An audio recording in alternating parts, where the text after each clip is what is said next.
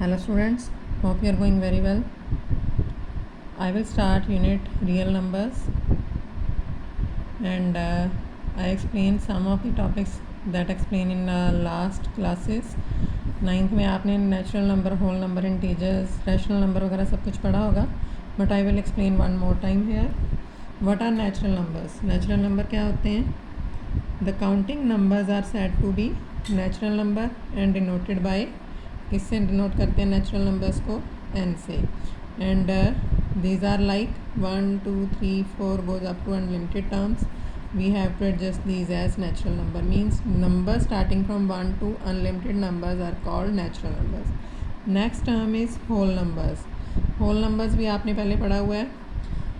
collection of natural numbers along with zero, मतलब सारे natural number जिसके साथ ज़ीरो भी है, as like 0 1 2 3 4 5 goes up to all are called whole numbers and denoted by W.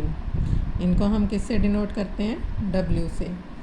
Next term is integers. Integers क्या होते हैं?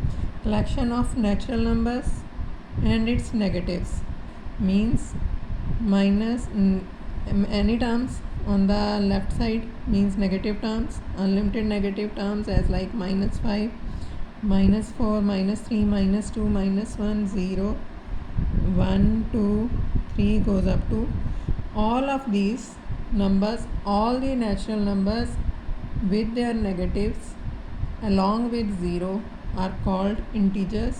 इन सबको हम क्या कहते हैं? integers. And these are denoted by Z. इससे डिनोट करते हैं इंटीजर्स को? Z से. रैशनल नंबर क्या होते हैं? अब the number obtained by dividing two integers. कोई भी दो इंटीजर्स को डिवाइड करने पर we get any number, that is called rational number. जैसे -5/3, 7/9. इंटीजर्स पॉजिटिव भी हो सकते हैं, नेगेटिव भी हो सकते हैं, एंड इनको आप डिवाइड करके जो भी नंबर ऑब्टेन होएगा that is called a rational number. And it is in the form of P/Q. 9th class में आपने रैशनल नंबर बहुत अच्छे से की है.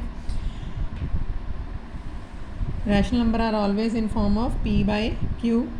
And but division by zero of any number is not defined, मतलब something by zero हो, जैसे 7/0, 19/0, that is equal to infinity या not defined. Next term is here coprime numbers. Coprime numbers क्या होते हैं? When HCF of two numbers is 1. अगर दो numbers का HCF 1 होता है, that means there is no common factor in two numbers, then these numbers are called coprime numbers और prime numbers. जैसे 75 एंड 89. अगर इनका HCF हम सॉल्व करेंगे तो 89 और 75 का 1 के टेबल पे गया, 14, 75 5 के टेबल पे गया, this is 75, 14, 5 2s are 10, 4, 5, 4 1 are 4 and 1. तो लास्ट कॉमन नंबर क्या आएगा इसमें, मतलब HCF क्या आएगा? 1. तो if HCF of two number is 1, then it is called, these numbers are called co-prime numbers. Next main term that I explain in this unit, Euclid division lemma.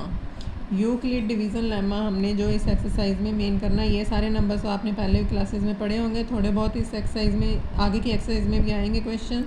So I explain. Main point is here Euclid division lemma. What is this? For two integers, कोई भी दो integers हो सकते हैं इसमें, ये मैं written में ही आपको बता देती हूँ. For two integers A and B, A and B integers होंगे, there exist whole numbers Q and R. Whole numbers कौन से होंगे इसके according? Q and R assume कर लिए. सेटिस्फाइंग रिलेशन, कौन सा रिलेशन सेटिस्फाई करेगा? A is equal to BQ plus R. ये हमने डिवीज़न लेमा एडजस्ट करना है इसमें. That is a dividend formula. आपने लास्ट क्लासेस में डिविडेंड फॉर्मूला सुना होगा, where dividend is equal to divisor into quotient plus reminder.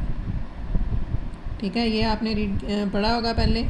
तो a is dividend here, b is for divisor, q is for quotient and r is for remainder. Q and r तो हमने quotient and reminder ले लिए, और जो दो numbers हमें given थे a and b, these are in the form of dividend and divisor.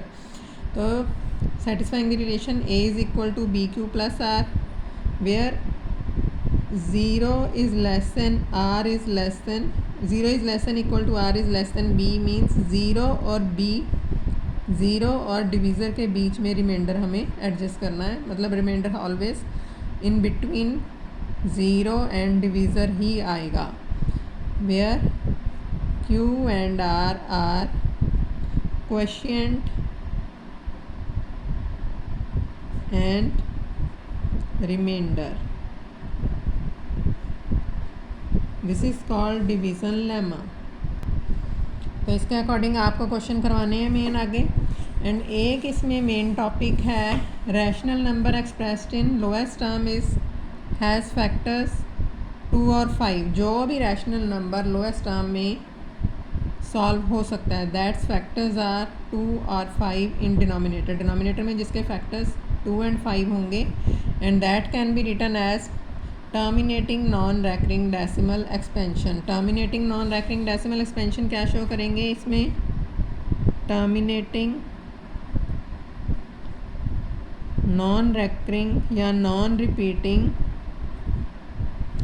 Decimal expansion,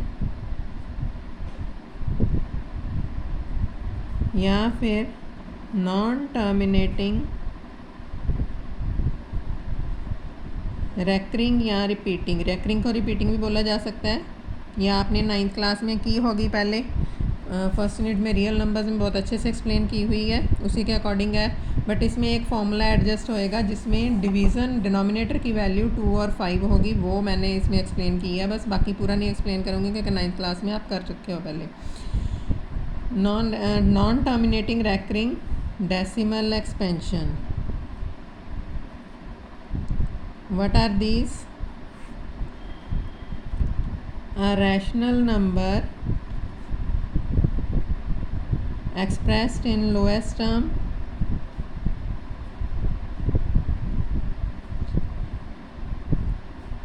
has factors 2 और 5 इन डिनोमिनेटर। अगर डिनोमिनेटर के फैक्टर्स हैं 2 और 5, then it is in the form of terminating non-repeating decimal expansion that can be written as terminating non-recurring decimal expansion। अगर 2 और 5 नहीं है denominator में, देन अदरवाइज कौन सी कौन सी डेसिमल एक्सपेंशन होएगी? Non terminating. ये नॉन रिपीटिंग थी तो ये होएगी रिपीटिंग या रैकरिंग डेसिमल एक्सपेंशन। अब it means that is terminating decimal expansion is in the form of, जो terminating decimal expansion है, expansion is in form of 2 to power m into 5 to power n in denominator। Denominator में अगर ये value है तो terminating reckoning decimal expansion है। Now I explain you some questions of exercise first।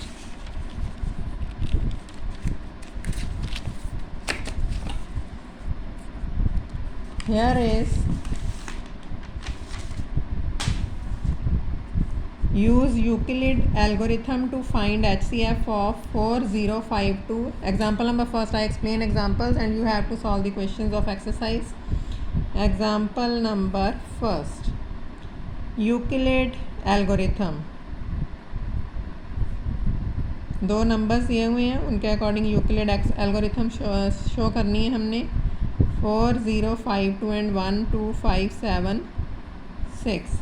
We have to adjust here dividend is equal to divisor. Dividend क्या है यहाँ पे, जो बड़ी टर्म है 12576, डिवीज़र है 4052 इंटू कोशिएंट हम सॉल्व करेंगे प्लस रिमाइंडर। अब इसको हमने तब तक सॉल्व करना है स्टेप वाइज जब तक रिमाइंडर अपने पास ज़ीरो नहीं आ जाता, और जब रिमाइंडर ज़ीरो आ जाएगा then value of divisor is the HCF। HCF find करना है ना हमने, तो डिवीज़र की जो वैल्यू है कि that is the HCF। But direct नहीं हमने HCF फॉर्मूला लगाना है, यूक्लिड एल्गोरिथम ही लगानी है। सॉल्व तो इसको इसी फॉर्म में करेंगे। 4 के टेबल पे जाएगा तो नियर अबाउट 3 पे एडजस्ट होएगा। 2 3 ज़र 6, 15,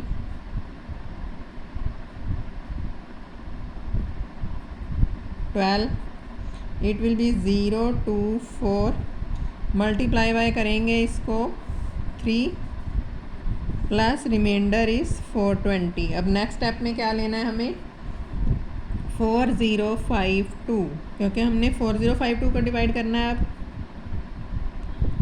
420 से, इज़ इक्वल टू 420। अब नियर अबाउट ये जाएगा मल्टीप्लाई बाय, अगर 9 पे एडजस्ट करेंगे तो 9 2 ज़ार 18, 36 एंड 1 37, 9 पे चला जाएगा 0 18 37, इट्स रिमाइंडर विल बी 2 7 2 272। तो इसके अकॉर्डिंग बच्चे की टर्म यहाँ पे नेक्स्ट टर्म आएगी 420। 420 को मल्टीप्लाई यहाँ किया हमने 9 से, प्लस रिमाइंडर क्या बचा था 272। नेक्स्ट डिविडेंड विल बी, ये वाला डिवीज़र जो था नेक्स्ट डिविडेंड बन गया 420। अब डिवाइड करना है हमने इसको 272 से, तो डिवीज़र हो गया 272 मल्टीप्लाई बाय 2 की टेबल पे करेंगे तो 54 बन जाएगा, ये तो बड़ी टर्म हो जाएगी, तो नियर अबाउट 272 ही लेंगे। It will be multiply by 1 plus remainder is 8, 11 minus 7 4 1। अब next dividend is 272 is equal to, divisor बन गया अब 148, मल्टीप्लाई बाय 1 पे ही जाएगा, प्लस दिस माइनस दिस करेंगे तो 4 2 1। अब नेक्स्ट टर्म आएगी 148, this is the dividend of next term is equal to, divisor बन गया 124। अब मैं यहाँ पे नहीं सॉल्व कर रही, मुझे तो पता है, तो आप लोग सॉल्व करके भी लिख सकते हो अगर आपको नहीं डायरेक्ट पता। तो 124 मल्टीप्लाई बाय किससे किया हमने, 1 से ही करेंगे, क्योंकि इसको हम 1 से मल्टीप्लाई करेंगे तो 124 आएगा, 2 से मल्टीप्लाई करेंगे तो 24, इससे बड़ी हो जाएगी टर्म, तो it will B this minus this term हो जाएगी 4 2 24।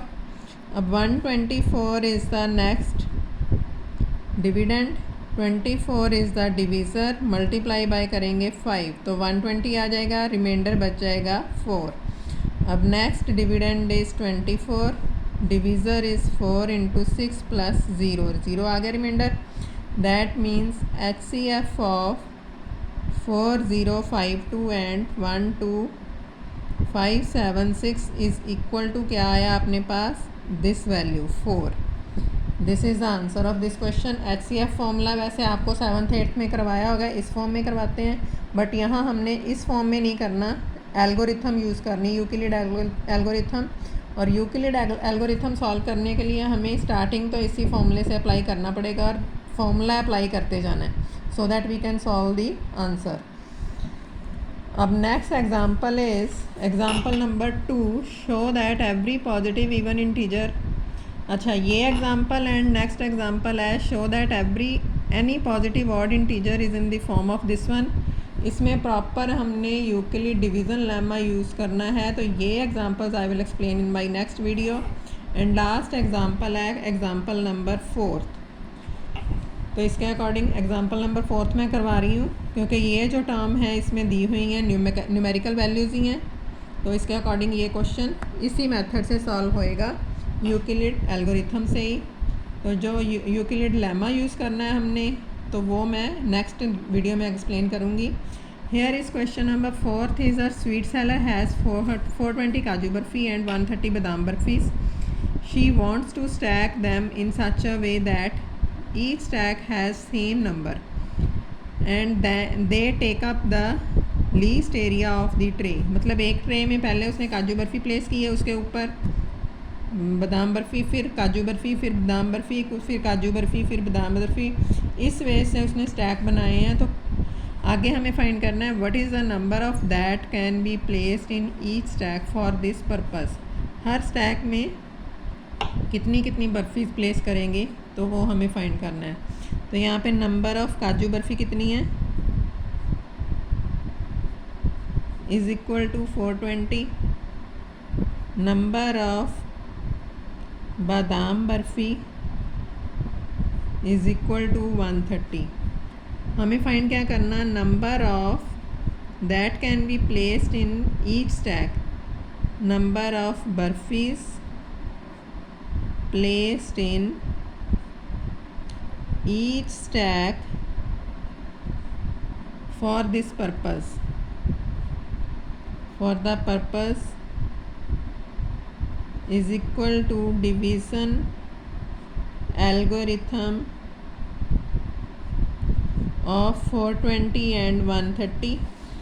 अब देखो 420 is equal to 130 is divisor, 13 को 4 से मल्टीप्लाई किया तो 52 हो गया, बड़ा हो गया 42 से, 3 के साथ मल्टीप्लाई करेंगे तो 39 होएगा। अब 420 में से 39 माइनस किया तो 3 बचेगा, मतलब 30।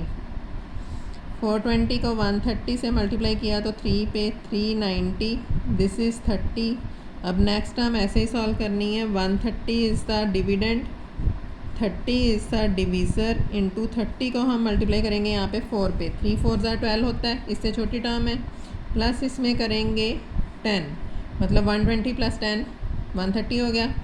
अब next term is 30 is the dividend, 10 is the divisor, 10 3s are 30, पूरी टर्म आ गई 30, so 0 is the reminder.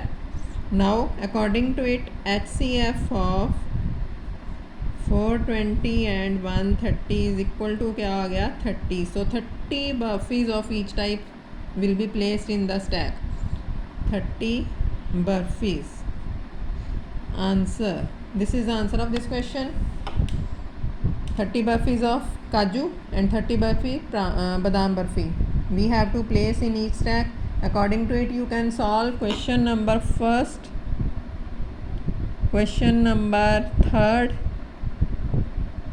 yes only first and third you can solve according to these examples, and जो remainder examples बची हैं उनके according second fourth and fifth questions हैं वो next video में एक्सप्लेन करूँगी। Till then thank you.